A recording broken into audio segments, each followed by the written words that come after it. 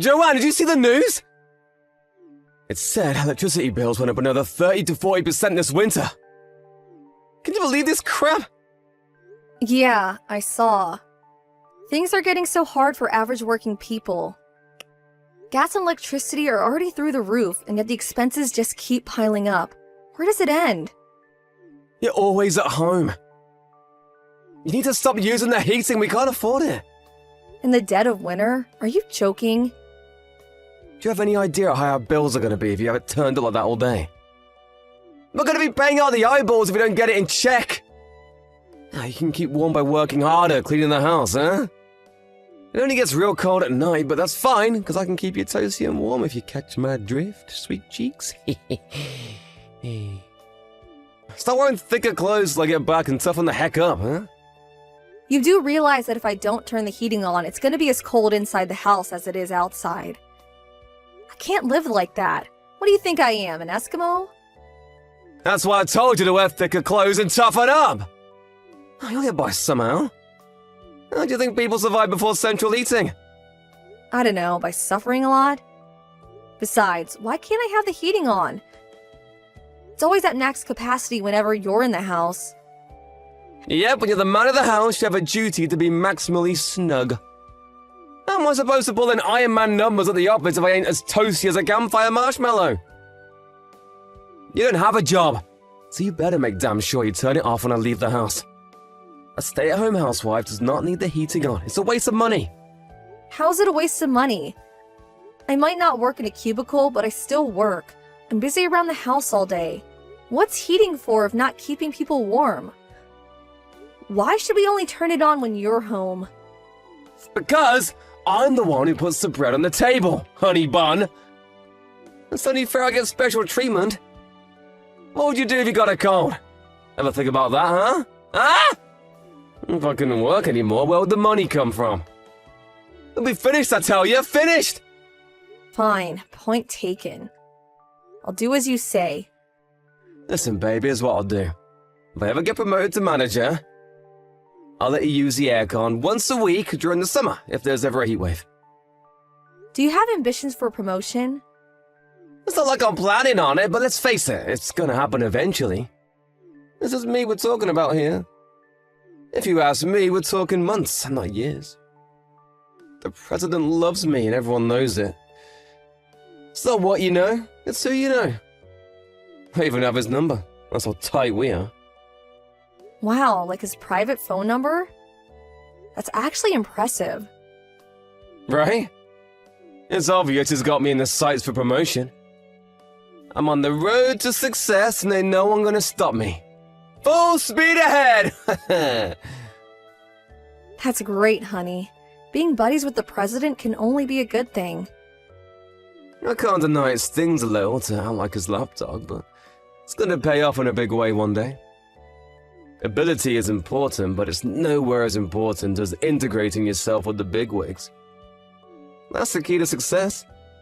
And when it comes to that, ain't no one as talented as me. All the higher-ups love me. It's been the same at every job I ever had. Your company's president is an amazing guy, right? Yep. He went from being raised by a single mom in one of the poorest towns in the country to single-handedly building one of the most respected donut companies on the planet. He's got the brains, he's got the charisma, he's got the donuts! He's got it all! To tell you the truth, I want to be like him. I've been with him a lot these last months, like shadowing him. You know, it might sound crazy, but something tells me he's training me up to be a successor. Wow. Huh? What's wow supposed to mean? I didn't particularly mean anything by it. I'm just impressed is all. Liar. You don't seem interested in what I'm saying at all. You're the one who asked me about him in the first place. Why the heck you gotta reply like such a deflated balloon, huh? You making fun of me? No, I'm really not. Whatever. There's no way someone like you could understand what an incredible man the president is. Stay-at-home housewives aren't exactly renowned for their brains. As if someone like you could ever comprehend what it takes to manage a company. All you have to do is my supper. Sorry.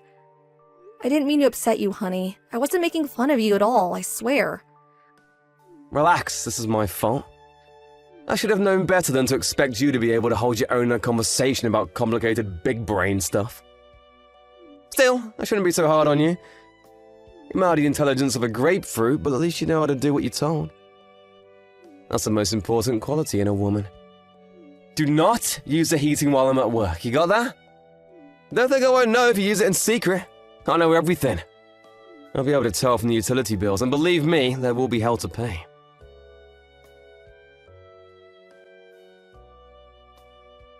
Hey! The utilities went up! Did you turn the heating on in secret? I haven't been using it at all. Why do the bills keep going up then? It doesn't add up! Maybe because you always have it turned up to max whenever you're at home. I have to wear t-shirts when you're around because the place turned into a damn sauna. You could at least turn it down a bit. Why does it have to be on max? Whatever, I hardly use it. I knew this was coming. Things were bound to get expensive with how hot the house has been on your days off lately. What's the point of me being sat around freezing my pinky off during the day if you do this? You're canceling out my efforts. It's the damn government's fault for not handling the economy better. I'll catch a cold if I don't turn it up. You're gonna want me to get sick, do you, babe? What's wrong with putting more layers on? That's what you tell me to do. Why can't you take your own advice? God, you're a pain in the ass. Sip it already, you damn foghorn! I'm the breadwinner in this household, and I will not be talked down to by the likes of you! Whatever the extra heating I use is costing us, we'll just have to save elsewhere. How are we supposed to save any more money than we already are if not on the heating? I live completely without gas or electricity when you're not home.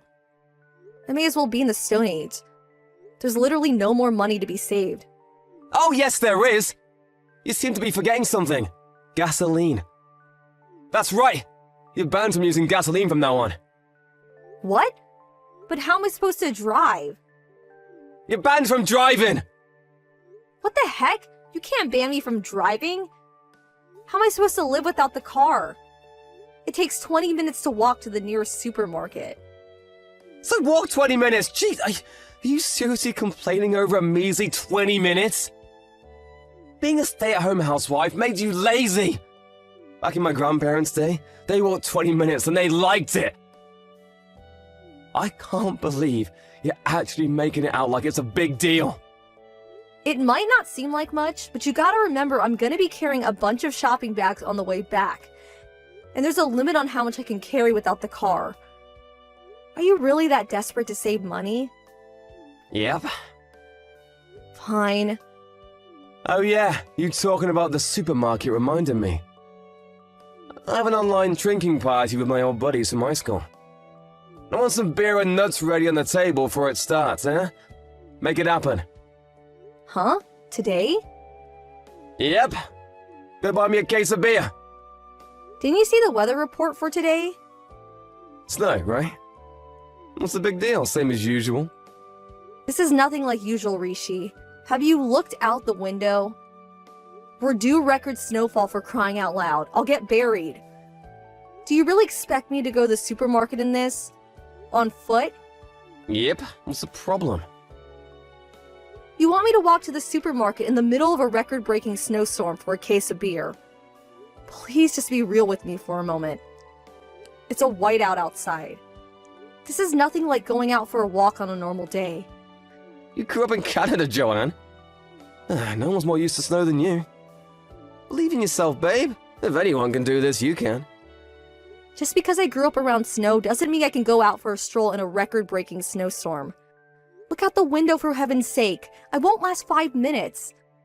I'd sit on the news to stay indoors. They always say that. Oh, the world's gone soft, babe. Surely you ain't gonna listen to those pansies. I don't even have a bike. How am I supposed to bring back a case of beer? Beer is kinda heavy, you know? Carry it, you big sissy! Are you serious? Dead serious. If you have time to whine at me like this, you have time to go to the supermarket. If I didn't have a case of beer and some nuts for my drinking party with the boys later, I'm kicking you the hell out! You can spend the night in the yard.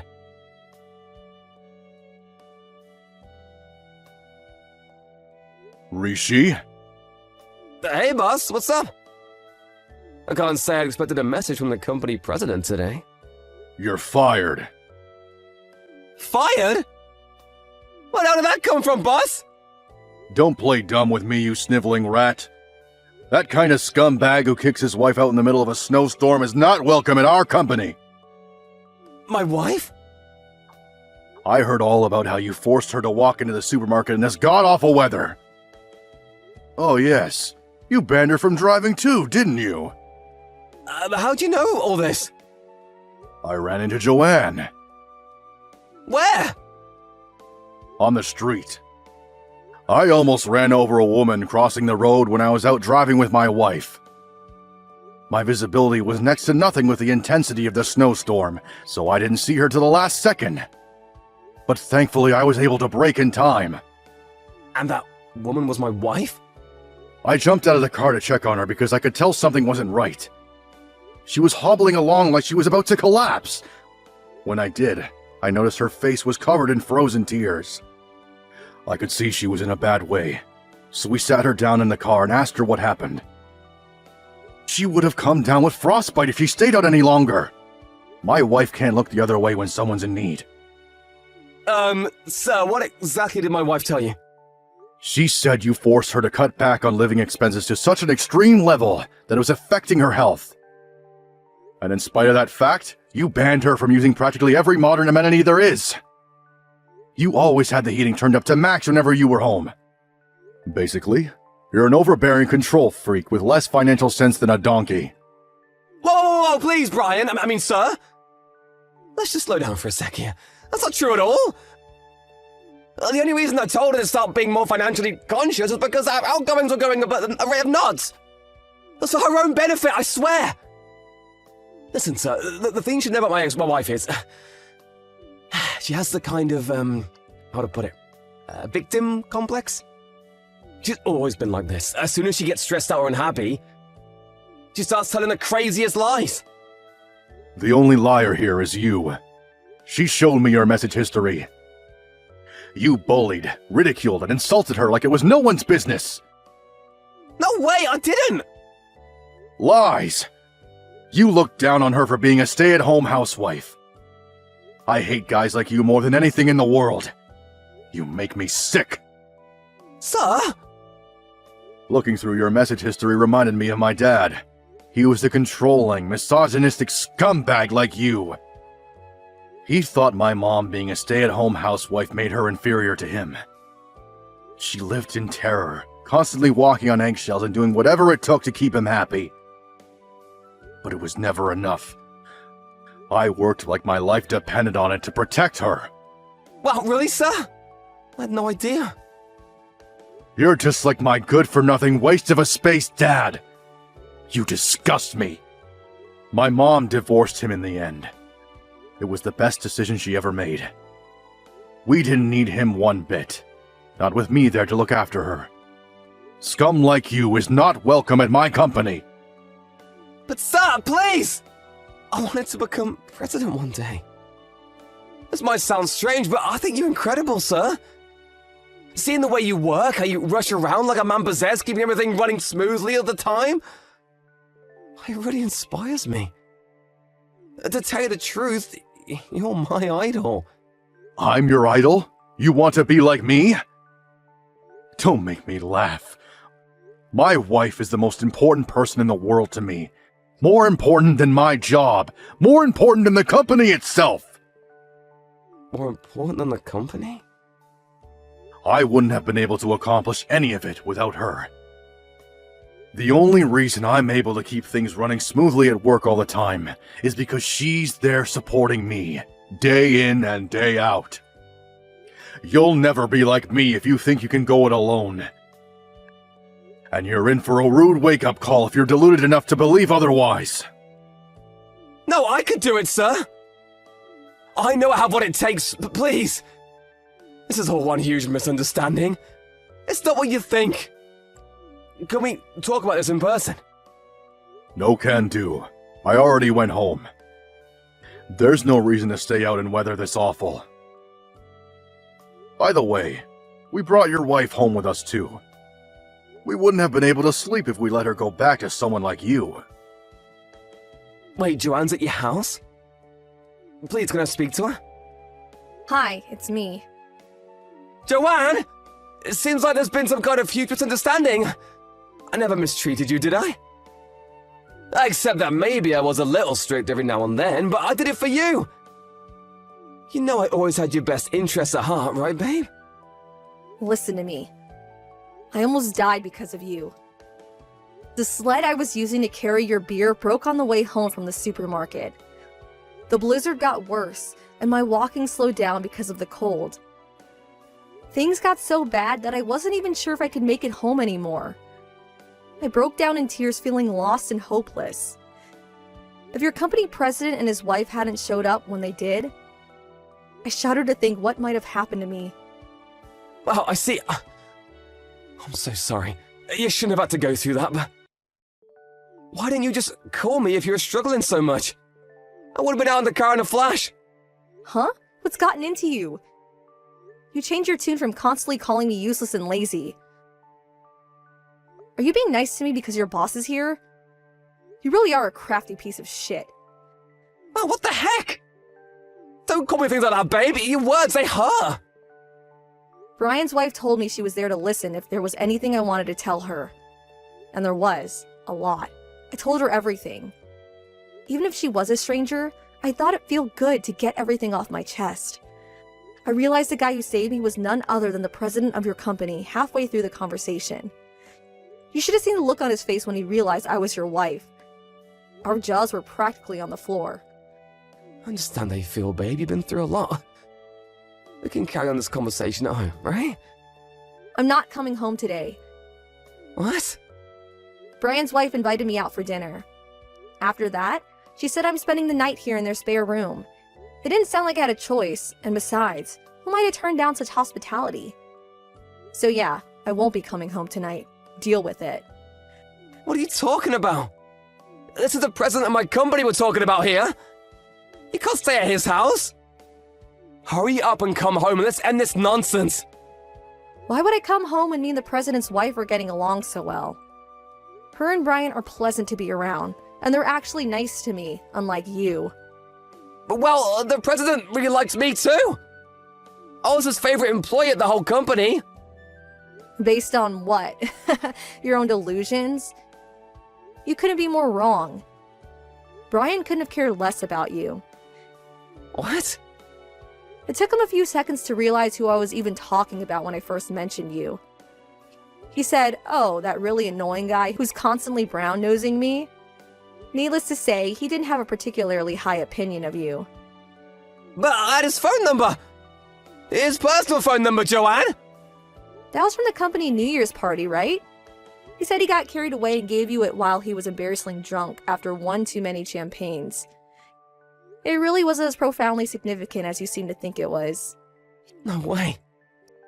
Yes way. Are we done now? Get your own beer and nuts.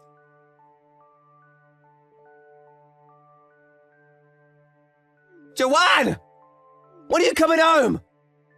You're annoying. I'm busy baking a cake with the president's wife right now. Stop bugging me. No, you're the one bugging them. I bet they're secretly sick and tired of having you around. They're just too nice to send you home.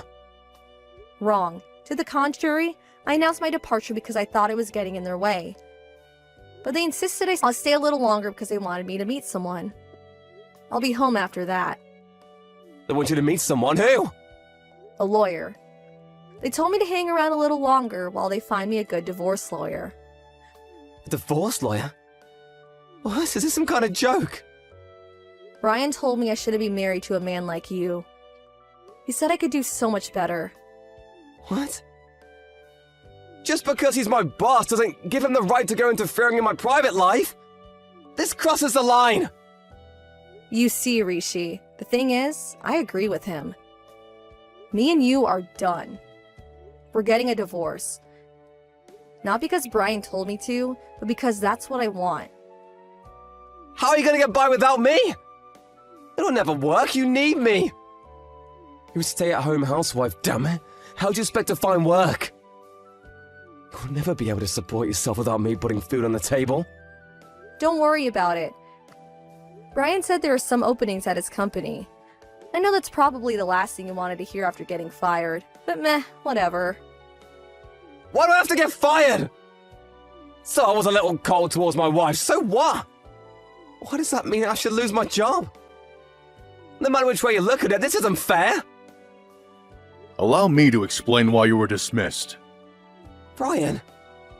That's right. Your wife just gave me the phone. Now, about your dismissal. Of course you're not being dismissed over this little incident. That would be an abuse of my powers. You mean there are other reasons? I've been working my butt off to bring in results to this company ever since I joined. No one works as hard as me. Hearing about what a rotten human being you are from your wife got me curious about your reputation at work. I called several of the managers and asked them what they thought of you. They didn't have anything particularly bad to say. Right? Of course they didn't. But they didn't have anything particularly good to say either. Not satisfied, I decided to call some of the regular employees from your department. When I did, it was nothing but complaints and criticism. No way. There has to be some kind of mistake. I heard all about how you forced your work onto employees lower down the hierarchy than you. And then bragged to the managers as if you'd done the work yourself. You had your work up all the managers' asses and treated everyone below you like crap. That's your reputation at this company. To be honest, it was difficult to listen to. I feel like I failed in my duty as company president by allowing a rat like you to stay on my ship for this long. Countless new employees left because of you. No way, I never made anyone leave. They probably just weren't cut out for the job, huh? Who the hell's telling all these lies about me? I guess this was inevitable, with the company getting so big. There was a time when I was aware of pretty much everything that was going on. But the more the company grew, the more difficult it became. Eventually, as I delegated responsibilities to executives and managers, I stopped hearing about the reputations of the individual employees. You slipped right through the cracks. No! Someone's trying to ruin my life by telling lies about me! You can give it a rest already. I have plenty of proof of you forcing your work on other employees and taking the credit for their accomplishments. I'm a strong believer in meritocracy. If I'm your idol, as you say, you should know I spent some time working in Silicon Valley. Right, I did hear about that. Well, in Silicon Valley, they don't tolerate lazy, deadweight employees. If you don't bring in results, you don't get to keep your job. And you, Rishi, do not get to keep your job. Please wait! Let's not do anything drastic here, sir. With all due respect, you're making a mistake. I'm an asset. I make a big contribution to the company. Any contribution you make is only because you steal the accomplishments of your co-workers. You're nothing but a salary thief. There is no place for a waste of space like you at my company. Find another job. Looks like Brian's done speaking now. Good luck with the job hunting. Joanne? No! No, no, no, no, no, no! No! Why should things go so well for you and I'm getting served up a big shit sandwich? This is not fair! Fair? You got some nerve to talk about fairness when you forced me to live like a peasant while you live like a king. Not anymore, though. Now you're just some jobless loser. Before long, you're gonna be shivering with cold, just like I was. You hungry? Fear not, cause dinner is served. A generous serving of poverty with a side order of frostbite.